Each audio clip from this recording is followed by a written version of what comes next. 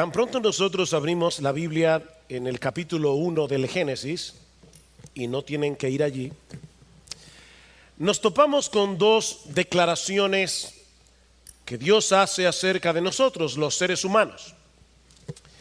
La primera es que nosotros fuimos creados a imagen y semejanza de Dios. Dice en Génesis capítulo 1, los versículos 26 al 27. Eso es lo que hace del hombre un ser distinto al resto de los seres vivos que pueblan este planeta.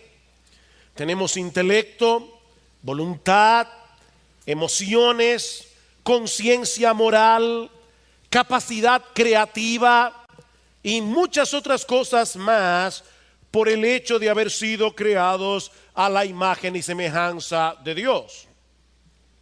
Lo segundo que este pasaje nos enseña es que Dios nos hizo responsables de su creación como seres creados a su imagen. Dice en el versículo 28 de Génesis 1 que Dios le ordenó al hombre recién creado que sea fecundo, que se multiplicara, que llenara la tierra y que ejerciera dominio sobre los peces del mar, las aves del cielo y sobre todo ser viviente que se mueve sobre la tierra. Y más adelante, en Génesis capítulo 2 versículo 15 dice que Dios tomó al hombre y lo puso en el huerto del Edén para que lo cultivara y lo cuidara. En otras palabras, Dios le dio al hombre la responsabilidad de desarrollar plenamente la potencialidad de la creación para la gloria de su nombre. El hombre debía cultivar y cuidar el jardín del Edén, y más aún, mis hermanos, el hombre debía extender este jardín por medio de su trabajo hasta cubrir todo el planeta, haciendo un buen uso de los recursos que Dios le había dado. Si Adán y Eva no hubiera pecado, nosotros viviríamos en el huerto del Edén. Un huerto que iba a cubrir todo el planeta. Es por eso que Génesis capítulo 1 versículo 28 es un texto que ha sido conocido como el mandato cultural. El mandato cultural. Esa es una palabra que encierra la idea de cultivar y que incluye todo tipo de actividad humana que contribuya al desarrollo y al florecimiento de la sociedad. El mandato cultural incluye el arte, el desarrollo de la agricultura, la ciencia, la economía, la tecnología, la política, las estructuras sociales, la buena comida. De hecho, mis hermanos, piensen en esto. Estamos aquí en este lugar. Yo puedo pararme y hablar a través de un micrófono. Ustedes me escuchan. Hay personas que están viendo este culto a través de la internet. De hecho, este sermón se está grabando y va a ser subido a YouTube. Y muchas personas, yo espero, ¿verdad?, que se puedan beneficiar de la predicación de la palabra. ¿Saben qué es todo eso, hermanos? El mandato cultural. Hay personas que por el mandato cultural, aún personas que no conocen al Señor, han inventado todas estas cosas, incluyendo el aire acondicionado, para que nosotros podamos sentarnos hoy aquí cómodamente y adorar a nuestro Dios. Piensen en los misioneros que han salido a predicar la palabra de Dios a otros lugares. ¿En qué se van? En avión. Hay personas que se han inventado aparatos a través de los cuales los misioneros pueden llegar bien lejos rápidamente y llevar la palabra de Dios. ¿Qué es todo eso? El cumplimiento del mandato cultural. Así que pudiéramos resumir todo esto en una fórmula matemática y decir que la creación más el esfuerzo creativo del hombre es igual a cultura. La creación hecha por Dios más el esfuerzo creativo del hombre, tuyo y mío, es igual a cultura. Dios creó al hombre a su imagen y semejanza para darle el privilegio de regir la creación junto con él. Así que, mis hermanos, hay un trabajo que nosotros estamos llamados a hacer en este mundo como seres creados a imagen y semejanza de Dios, cada uno de acuerdo a los dones, talentos y oportunidades que el Señor le ha dado. Mientras estemos en el mundo, debemos beneficiar al mundo en el cumplimiento del mandato cultural.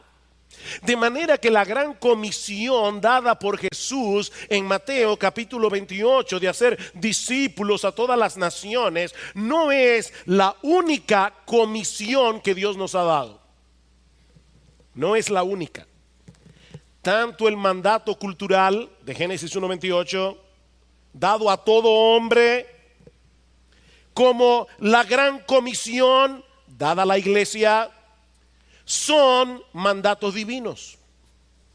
Y ambos deben ser tomados en serio. Por eso Pablo dice en Colosenses capítulo 3, versículos 23 y 24, todo lo que hagáis. ¿A quiénes escribió Pablo ese texto? ¿A los pastores? ¿A los maestros de escuela dominical? ¿A los que sirven en la iglesia? No, a los siervos. A los siervos que hacían todo tipo de trabajo. Y Pablo les dice, todo lo que hagáis, desde limpiar un piso hasta criar a un niño, hasta hacer una casa, hasta hacer una obra de arte, todo lo que hagáis, hacedlo de corazón, como para el Señor y no para los hombres, sabiendo que del Señor recibiréis la recompensa de la herencia, porque a Cristo el Señor servís. Cuando ustedes están envueltos en ese tipo de labores que no son espirituales, ustedes están sirviendo a Jesús. Ahora bien, nosotros sabemos que Génesis 1 y 2 está seguido por Génesis 3, la caída del hombre. Nosotros vivimos en un mundo caído en el que impera la maldad y el pecado, en medio de un sistema que no solo intenta alejarnos de Dios, sino también anularnos como cristianos para que no vivamos intensa y apasionadamente para la gloria de Dios, para que no cumplamos la gran comisión a ser discípulos en todas las naciones. La pregunta que yo quiero responder en esta tarde es: ¿cómo podemos ser fieles a Dios en medio de este sistema de maldad sin escapar del mundo y sin enredarnos en él? En el mundo, pero no del mundo. Debemos cumplir el mandato cultural viviendo como ciudadanos de este mundo. Pero mis hermanos, ¿qué hacemos con algunos pasajes del Nuevo Testamento que parecen alentarnos a menospreciar nuestra involucración en el mundo, como si ser médico, por ejemplo, fuera menos noble que ser pastor? ¿O ser ebanista es menos noble que ser misionero? ¿Qué hacemos con esos pasajes del Nuevo Testamento que parecen alentarnos a menospreciar las cosas del mundo, como si lo único que valiera la pena es todo lo relacionado con la gran comisión? Como si todo lo demás fuera una pérdida del tiempo del que sería mejor librarse si tuviéramos una mejor opción. Bueno, lo que yo quiero hacer es ver algunos de esos pasajes. Quisiera considerar con ustedes algunos de esos pasajes para ver si en verdad enseñan lo que muchos creen que enseñan. Y el primero de esos pasajes, y los que fueron al retiro de jóvenes de este año recordarán que hablamos acerca de este tema. El primero de estos pasajes, pero a mí no me molesto repetirles las mismas cosas, es Primera de Pedro capítulo 2 versículo 11. Les pido por favor que vayan conmigo a la primera carta de Pedro capítulo 2 versículo 11. Dice el apóstol Pedro: Amados, os ruego como a extranjeros y peregrinos que os abstengáis de las pasiones carnales que combaten contra el alma. Absténganse de esas pasiones. ¿Por qué? Porque somos extranjeros y peregrinos en este mundo. ¿Ya lo viste, pastor? Ahí dice claramente que nosotros somos extranjeros y peregrinos. Nosotros no pertenecemos a este mundo. Cuando yo era niño, había una serie de televisión titulada Mi Marciano Favorito, si algunos la recuerdan, protagonizada por Ray Walston como el marciano.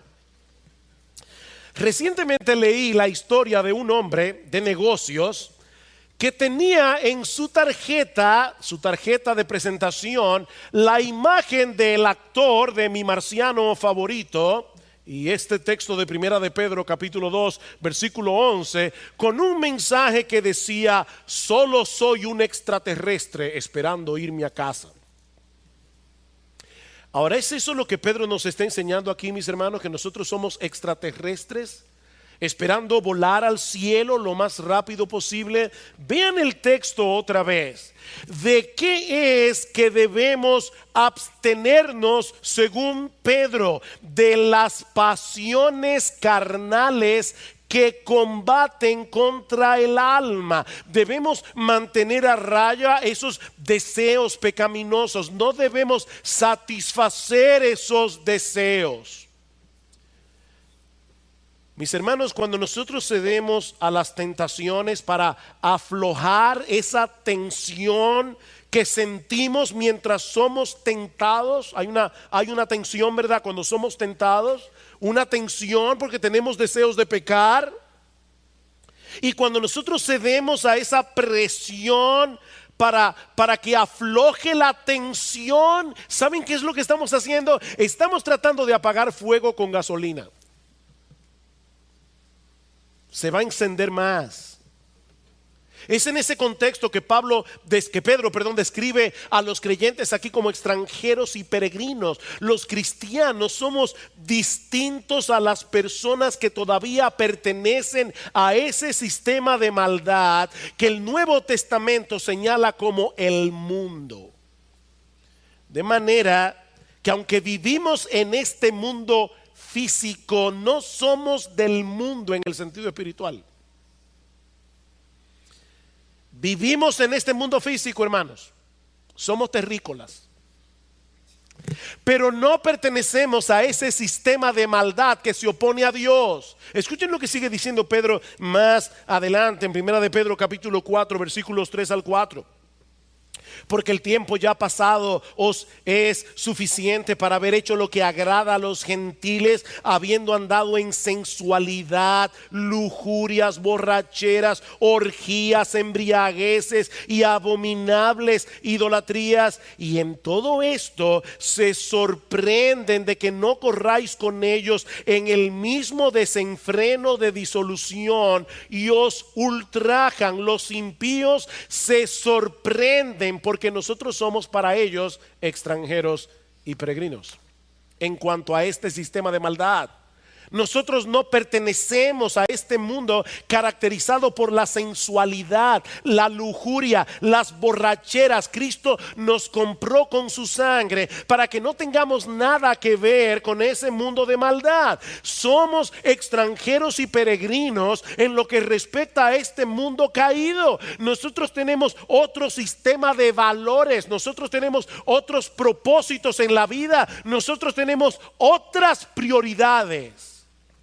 Somos extranjeros y peregrinos. Pero ¿saben qué, mis hermanos? Nosotros fuimos creados por Dios para vivir en este mundo. Y por lo tanto, no solo debemos ocuparnos en cosas que son de este mundo, sino que también podemos disfrutar legítimamente de las cosas disfrutables de este mundo. Pablo dice en 1 Timoteo capítulo 6 versículo 17: a los ricos de este siglo mándales que no sean altivos, que no pongan su confianza en las riquezas, las cuales son inciertas, sino en el Dios vivo, que nos da todas las cosas en abundancia, para que las pongamos en un museo y las contemplemos allí detrás de un cristal. No. ¿Para qué Dios nos da las cosas? Para que las disfrutemos. Dios nos da las cosas para que las disfrutemos. Mis hermanos, en ese sentido, repito, nosotros somos tan terrícolas como todos los demás. Necesitamos el oxígeno de este mundo, necesitamos la comida de este mundo, necesitamos la ropa de este mundo. Somos terrícolas, no extraterrestres. Vivimos aquí y viviremos aquí eternamente en esta tierra renovada. Vayan conmigo al Salmo 37. Salmo 37. Mis hermanos, ¿dónde pasaremos la eternidad?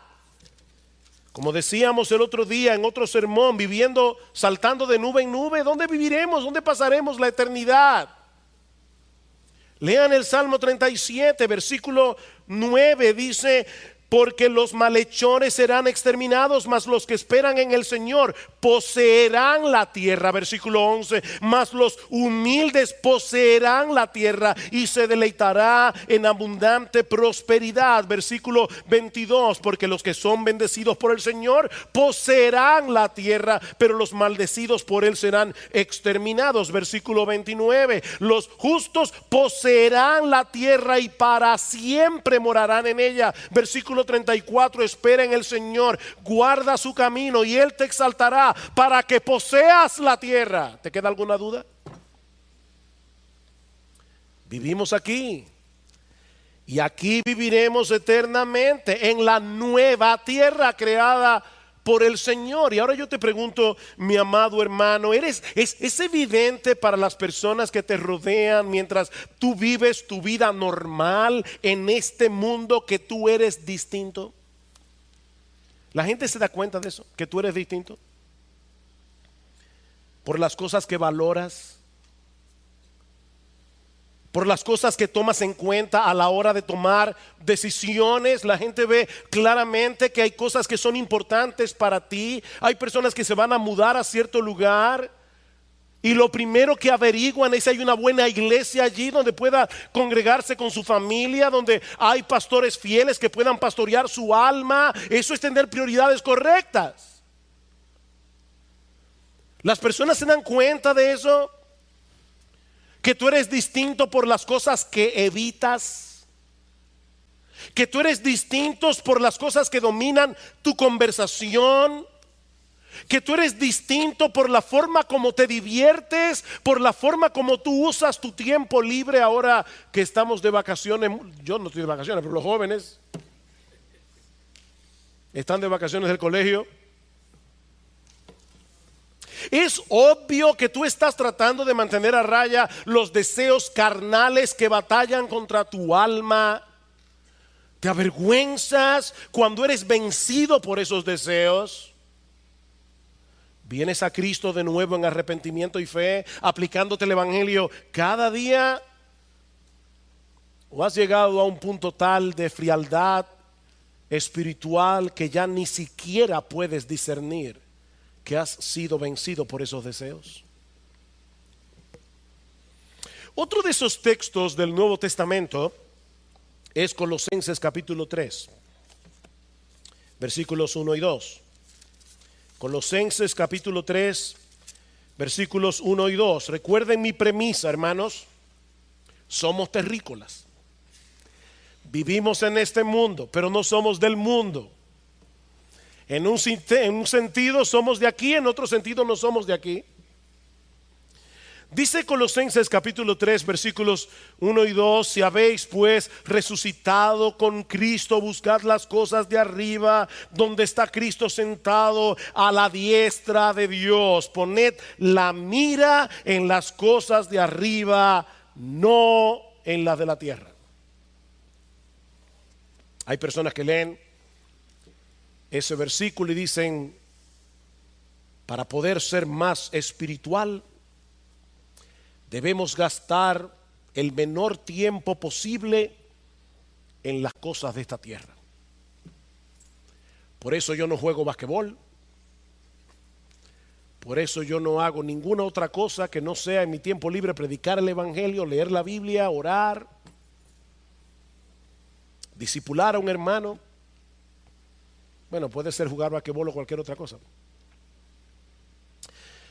Los creyentes debemos tener mucho cuidado en la forma como usamos nuestro tiempo, de manera que las actividades que hacemos aquí no interfieran con nuestra lectura bíblica, no interfieran con nuestro tiempo de oración, con el hecho de compartir con otros la fe que tenemos en Cristo. La pregunta ¿es de eso que Pablo está hablando aquí cuando dice, poned la mira en las cosas de arriba, no en las de la tierra?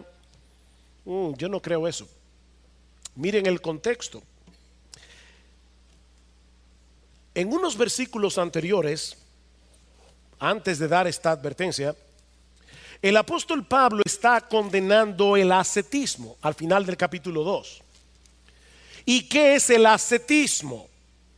La doctrina que enseña que nosotros debemos privarnos de ciertos placeres y comodidades y llevar una vida rigurosa si queremos crecer espiritualmente. Esta palabra proviene del griego askesis, que significa ejercicio o entrenamiento. El ascetismo promueve una vida de privaciones para llegar a ser más piadosos. No sé quién fue que mencionó, creo que fue Sigfrido que mencionó la semana pasada ese refrán que dicen los norteamericanos, no pain, no gain.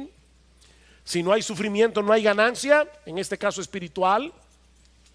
La idea es que en la medida en que nosotros debilitamos el cuerpo, absteniéndonos de comidas, bebidas, descanso, en esa misma medida fortalecemos el alma y al mismo tiempo ganamos el favor de Dios. Pero mis hermanos, esa idea es totalmente contraria al evangelio. Escuchen lo que dice Pablo en Colosenses capítulo 2, versículo 20. Si habéis muerto con Cristo a los principios elementales del mundo, ¿por qué como si aún vivieran en el mundo os sometéis a preceptos tales como no manipules, no gustes, no toques? Todos los cuales se refieren a cosas destinadas a perecer con el uso según los preceptos y enseñanzas de los hombres. Tales cosas tienen a la verdad la apariencia de sabiduría en una religión humana, en la humillación de sí mismos y en el trato severo del cuerpo, pero carecen de valor alguno contra los apetitos de la carne. Y es inmediatamente después de esas palabras que Pablo nos exhorta a buscar las cosas de arriba, no las de la tierra. Debemos procurar la santidad, pero el ascetismo, dice Pablo, no es el medio para tratar de alcanzar esa meta. ¿Qué son entonces esas cosas de la tierra en la que no debemos poner nuestros ojos? Padres, déjenme hacerles una pregunta. ¿Sus hijos son de la tierra? ¿Sí o no? ¿Sus hijos son cosas de esta tierra? Sí. Digo, a menos que ustedes tengan ángeles, pero son de esta tierra, sus hijos. Y ustedes tienen que ponerle ojos a sus hijos. Su trabajo es de esta tierra. El cuidado de su casa es de esta tierra. Entonces, ¿cuáles son esas cosas de la tierra en las que no deberíamos ocuparnos para poder ocuparnos de las cosas celestiales? El texto lo enseña claramente en el versículo 5 del capítulo 3. Por tanto, considerad los miembros de vuestro cuerpo terrenal. Aquí se usa exactamente la misma expresión griega del versículo 2. Vuestro cuerpo terrenal como muertos ¿a qué? A la fornicación, la impureza, las pasiones, los malos deseos, la avaricia, que es idolatría. Pablo está diciendo, debido a nuestra unión con Cristo en su muerte y en su resurrección, todos esos pecados ya no deben reinar en nuestra vida. El pecado sigue siendo nuestro enemigo, pero ya dejó de ser nuestro rey.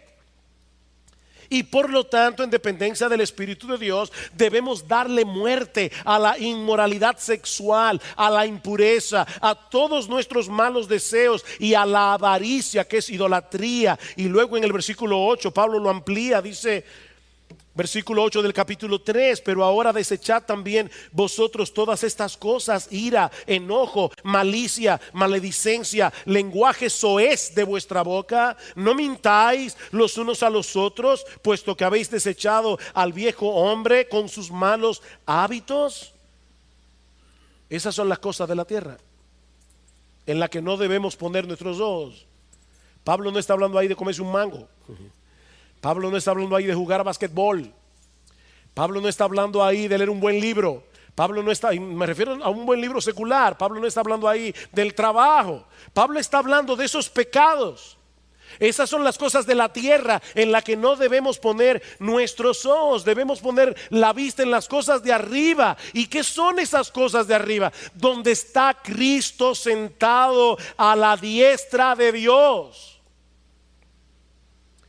¿Y eso qué significa en la práctica? Que debemos vivir la mayor parte del tiempo en santa contemplación. No. Lean el versículo 12.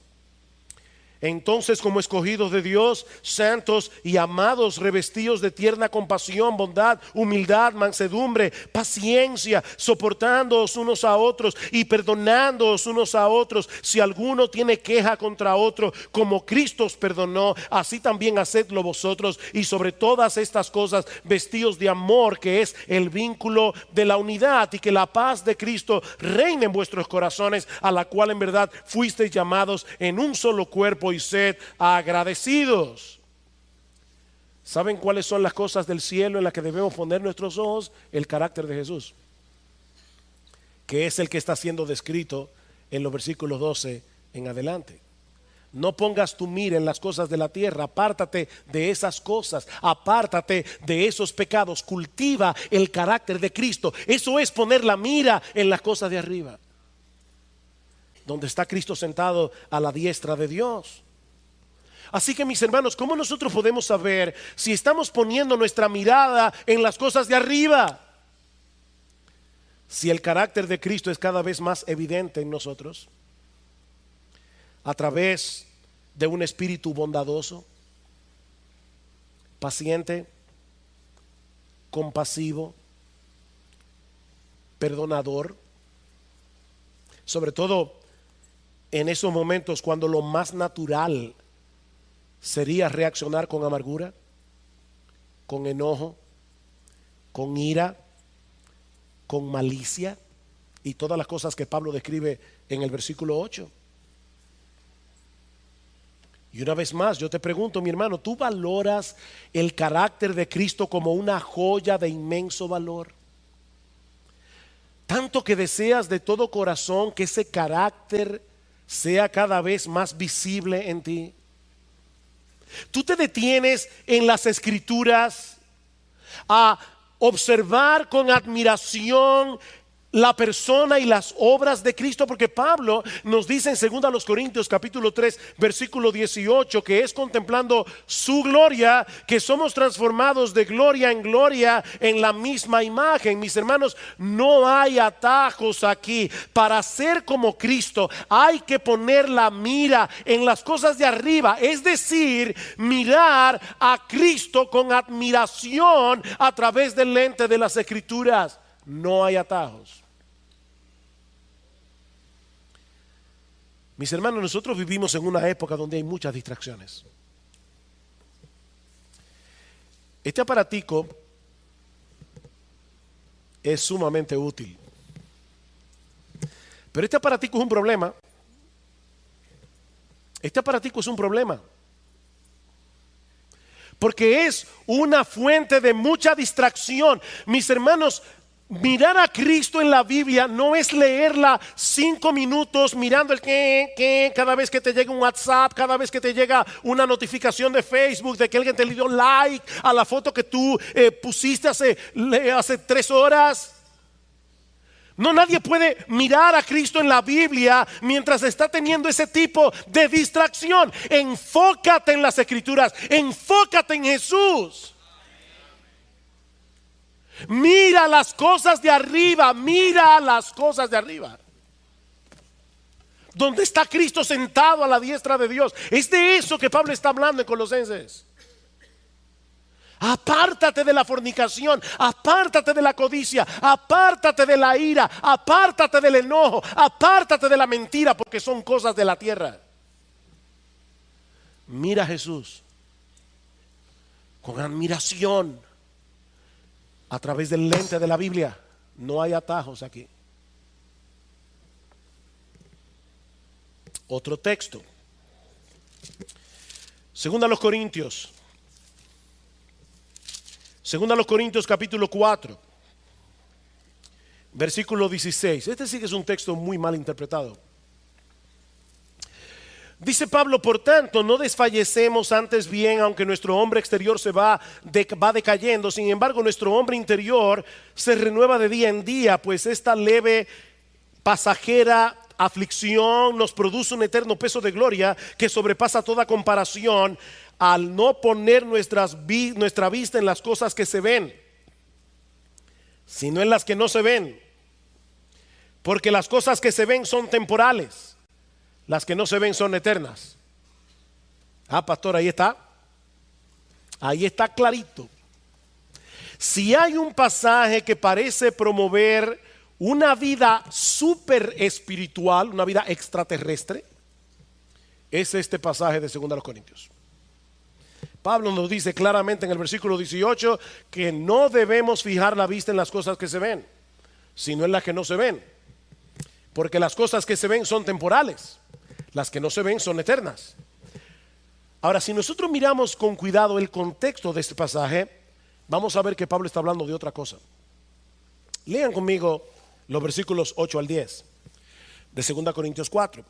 Pablo dice, hablando de sí mismo y de los que como él estaban predicando la palabra: afligidos en todo, pero no agobiados; perplejos, pero no desesperados; perseguidos, pero no abandonados; derribados, pero no destruidos; llevando siempre en el cuerpo por todas partes la muerte de Jesús, para que también la vida de Jesús se manifieste en nuestro cuerpo. Pablo había tenido que pagar un precio muy alto por su fidelidad a Cristo, pero a pesar de todo eso, es que él dice en el versículo 16, no desfallecemos.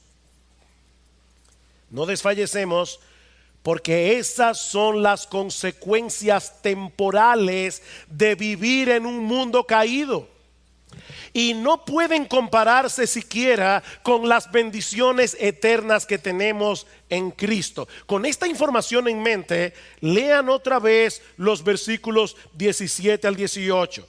Pues esta aflicción leve y pasajera, que es lo que se ve, a lo que se ve es esta aflicción leve y pasajera que tenemos porque somos cristianos.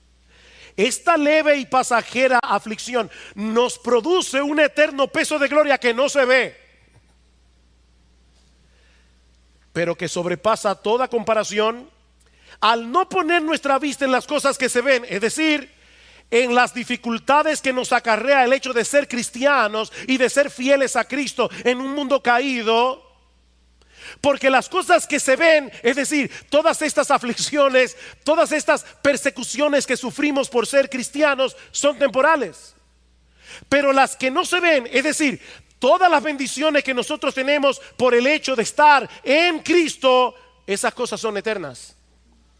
¿Se dan cuenta, mis hermanos, de qué está Pablo hablando aquí? Pablo no está hablando aquí de las cosas creadas por Dios, como las cosas que se ven, las cuales se pueden ver, tocar, disfrutar. No, él está comparando lo que significa vivir en un mundo caído con las bendiciones que nosotros tenemos en Cristo. Vivimos en un mundo que aborrece a Dios y que por esa misma razón aborrece a los cristianos. Pero debemos seguir siendo fieles al Señor sin importar las consecuencias, sabiendo, como dice Pablo en Romanos 8:18, que las aflicciones del tiempo presente no son comparables con la gloria venidera que en nosotros ha de manifestarse. ¿Se dan cuenta, hermanos, qué son las cosas que se ven y las que no se ven? Déjenme otra vez hacer otra pregunta. ¿Tus hijos se ven? Son muy visibles. ¿Y sabes qué? Tú tienes que ponerle atención a tus hijos y se ven. Tu trabajo se ve.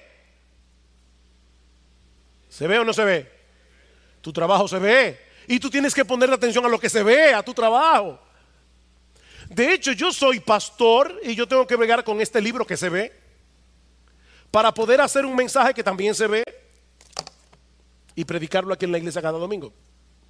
Así que lo que Pablo está hablando aquí no es de lo que yo veo de este mundo creado por Dios. Las cosas que se ven son las aflicciones, las persecuciones que yo sufro por el hecho de ser cristiano. Esas son las cosas que se ven. Las que no se ven son las bendiciones enormes que nosotros tenemos en Cristo, pero que no se ven. Las cosas que no se ven es lo que Dios está haciendo en nosotros, forjando el carácter de Cristo, haciéndonos más pacientes, que son cosas que no se ven. Se ven los resultados de la paciencia, pero la paciencia en sí no se ve. ¿O alguien pudiera por favor enseñarme una paciencia? Nadie aquí tiene una paciencia, se la doy de una vez. ¿Alguien tiene aquí una paciencia, un amor, una compasión? Eso no se ve. Y ahora yo te pregunto, a la luz de este pasaje, ¿estás tú dispuesto a sufrir las consecuencias de ser cristiano? Que se ve en la universidad, en tu lugar de trabajo, en medio de tu familia incrédula, en medio de tus amigos, siendo fiel a Dios y viviendo en santidad a pesar de las burlas que se ven, a pesar del rechazo que se ve?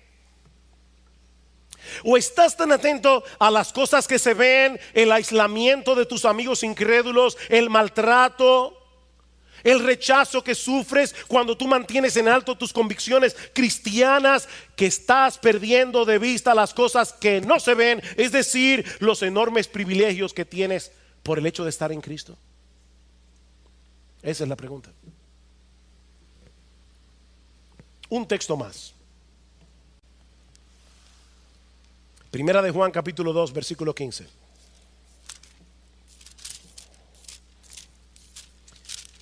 De paso, hermano, yo espero que hayan podido ver cuán importante es leer cada texto en su contexto.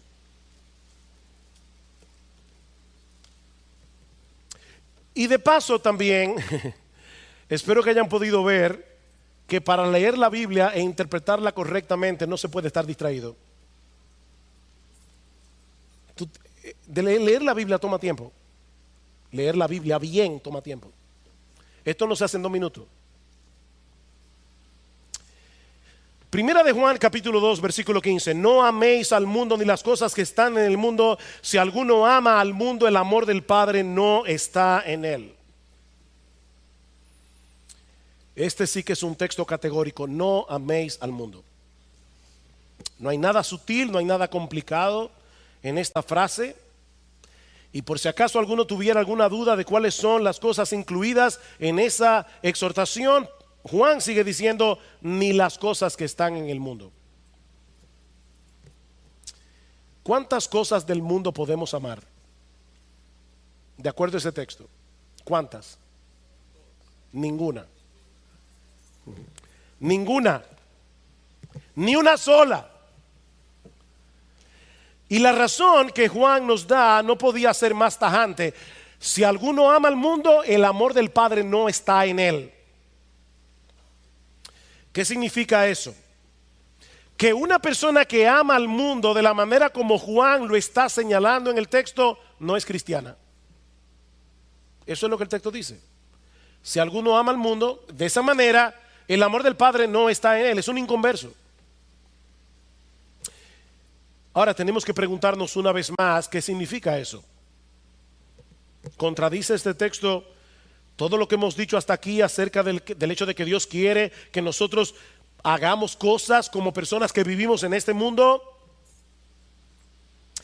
Antes de responder esa pregunta, es interesante notar que Juan es el escritor del Nuevo Testamento que usa con más frecuencia la palabra mundo. 78 veces en su evangelio, 24 veces en sus cartas. El problema es que Juan no siempre usa la palabra mundo con el mismo significado. Por ejemplo, ¿qué dice Juan 3:16? Que de tal manera amó Dios al mundo que dio a su Hijo unigénito para que todo aquel que en él cree no se pierda, mas tenga vida eterna. Mis hermanos, si hay algún sentido en el que Dios ama al mundo, nosotros debemos amar al mundo en el mismo sentido en que Dios lo ama, ¿o no es así? Así que aquí tenemos, no améis al mundo, pero Dios amó al mundo, y nosotros debemos amar al mundo como Dios lo amó. Es obvio que la palabra mundo en Juan 3:16 tiene un significado, y en Primera de Juan 2:15 tiene que tener otro significado, ¿no es así? Otro texto que resulta muy iluminador es lo que Jesús le pide al Padre en Juan 17, cuando está orando por sus discípulos antes de su muerte en la cruz y su ascensión a los cielos. Dice en el versículo 15: yo no te ruego que los saques del mundo, sino que los guardes del mal.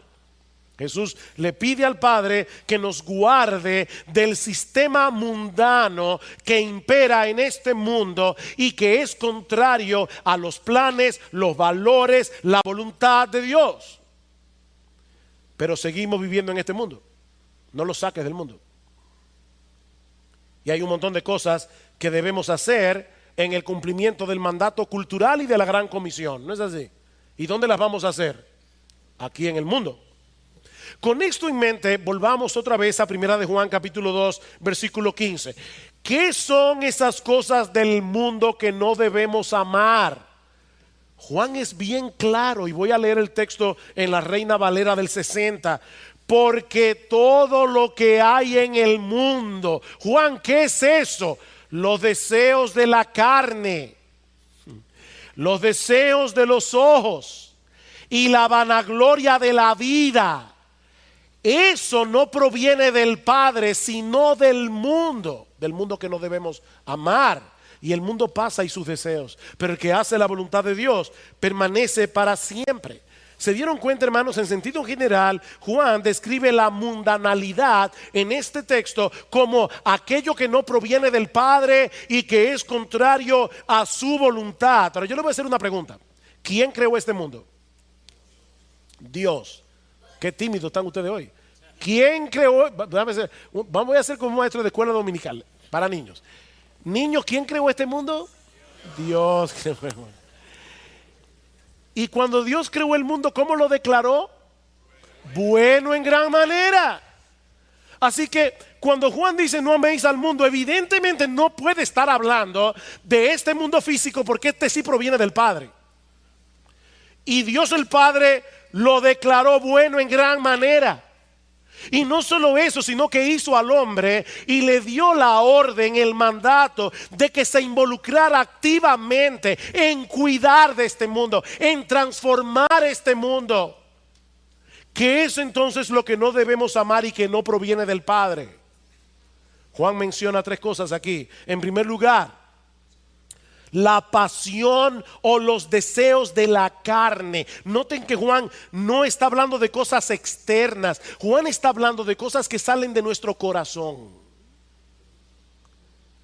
Lo que deseamos tan fuertemente que compite con la supremacía de Dios en nuestras vidas, eso no proviene del Padre, sea lo que sea.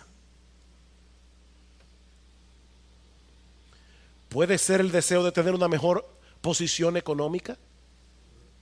Puede ser un interés desmedido por la ropa o por tener una buena figura. Puede ser codearse con cierto tipo de persona. Puede ser estar obsesionado con la música o el cine o las redes sociales. Puede ser cualquier cosa, mis hermanos, cualquier cosa que esté suplantando a Dios de tu vida. Juan Calvino decía: el corazón humano es una fábrica de ídolos. Y si no nos mantenemos en guardia, cualquier cosa legítima de este mundo puede convertirse en un deseo desmedido que compita con tu fidelidad a Dios. Cuando te ves a ti mismo rebajando tus estándares de santidad para poder tener eso que tú quieres tener o para hacer eso que tú quieres hacer, eso es mundanalidad. Cuando estás dedicando tanto tiempo a esas cosas que estás descuidando tu relación con Dios, estás descuidando tu lectura bíblica, la lectura de buenos libros cristianos, tu vida de oración, tus responsabilidades con tu familia, tu cónyuge, tus hijos, cuando estás descuidando tu servicio en la iglesia de acuerdo a los dones y posibilidades que Dios te ha dado, eso es mundanalidad. Juan menciona en segundo lugar las pasiones o los deseos de los ojos. La vista es una bendición de Dios, es un regalo de Dios. Pero los ojos son también una ventana que nos permite codiciar, ser cautivado por cosas que son contrarias al carácter santo de Dios. Por eso Juan no está hablando solo de los ojos, sino de los deseos de los ojos. ¿Se dieron cuenta? Los deseos de los ojos, los deseos que entran por los ojos, aquellas cosas que vemos y que levanta la codicia del corazón, los deseos de los ojos, el deseo de tener lo que no debemos tener, o el deseo de tener lo que Dios en su voluntad definitivamente no ha querido que tengamos. Y puede ser legítimo, pero Dios no ha querido que lo tengamos. Los deseos de los ojos. Y finalmente Juan menciona la arrogancia o la vanagloria de la vida. La arrogancia o la vanagloria de la vida. Enorgullecerte de tus logros, de tus talentos, de tus habilidades, incluso de tu crecimiento espiritual, como si ninguna de esas cosas fueran un reflejo de la obra de la gracia de Dios en ti. ¿Qué tú tienes que tú no hayas recibido? Y si lo recibiste, ¿por qué te glorías como si no lo hubieras recibido? Primera de Corintios capítulo 4 versículo 7. Eso es mundanalidad. Cuando haces las cosas para llamar la atención sobre ti, eso es mundanalidad. Cuando quieres que la gente te note, no quieres pasar desapercibido, eso es mundanalidad. Mis hermanos, ese afán de publicar un montón de fotos tuyas en las redes sociales puede estar revelando, oye lo que estoy diciendo, puede estar revelando un corazón que desea ser el centro de atención. Y si eso es así, eso es mundanalidad. ¿Por qué una mujer cristiana se atreve a usar una ropa ajustada al cuerpo o demasiado corta o demasiado escotada, a pesar de que la Biblia dice claramente que las mujeres deben vestirse con modestia? ¿Por qué? Las razones pueden ser muchas. Deseo de llamar la atención, de estar a la última moda sin importarte que otros puedan tropezar debido a tu vestimenta. Puede ser falta de intencionalidad en mostrar el carácter de Cristo. Una mujer cristiana debe pararse frente al espejo y decir intencionalmente: ¿yo puedo mostrar a Cristo con esta ropa? Pero sea lo que sea, eso no proviene del Padre, eso proviene del mundo. Eso es mundanalidad. Tratar de hacer las cosas en nuestras propias fuerzas sin depender de Dios en oración, eso es mundanalidad. ¿Han pensado en eso? De hecho, esa es una de las características más sobresalientes de las personas del mundo, su independencia de Dios. ¿No es así? Su autonomía. Eso es mundanalidad. Cuando puedes disfrutar lo que Dios aborrece, cuando puedes estar en contextos en los que tu espíritu debería sentirse contristado por todo lo que está sucediendo a tu alrededor, pero te sientes a gusto en esos lugares y aún escogiste voluntariamente estar allí cuando podías y debías haberlo evitado. Eso es mundanalidad. ¿Se dan cuenta, mis hermanos, que el Nuevo Testamento no está hablando de nuestra involucración en el mundo? Nosotros somos personas que estamos en el mundo, pero al mismo tiempo no somos del mundo. Esa es la tensión. Lamentablemente no podemos seguir ampliando este punto por falta de tiempo, pero yo espero que el Señor me haya podido demostrar que la Biblia no nos exhorta a tratar de escapar literalmente del mundo, sino más bien a guardarnos de la malignidad de este mundo. La Biblia nos exhorta a colocar a Dios en el tope de nuestras prioridades, de tal manera que ninguna cosa de este mundo compita con nuestro deleite en Él. Que todas las cosas legítimas y disfrutables de este mundo podamos disfrutarle en comunión con Él y con gratitud hacia Él, como dice Pablo en Colosenses capítulo 3 versículo 17 y 17. Todo lo que hacéis, sea de palabra o de hecho, hacedlo todo en el nombre del Señor Jesús, dando gracias a Dios Padre por medio de Él. Mira, mi hermano, si tú no puedes darle gracias a Dios por eso que vas a hacer, no lo hagas. Si no puedes darle gracias a Dios, no lo hagas. Porque aquí dice, todo lo que hagáis, dadle gracias a Dios Padre. Podemos disfrutar de aquellas cosas creadas por el hombre en el cumplimiento del mandato cultural, pero al hacerlo no podemos olvidar que vivimos en un mundo caído y por lo tanto que debemos mantenernos bien alertas contra todo aquello que pueda hacernos causa de pecado. Mi hermano, sácate el ojo y córtate la mano si es necesario.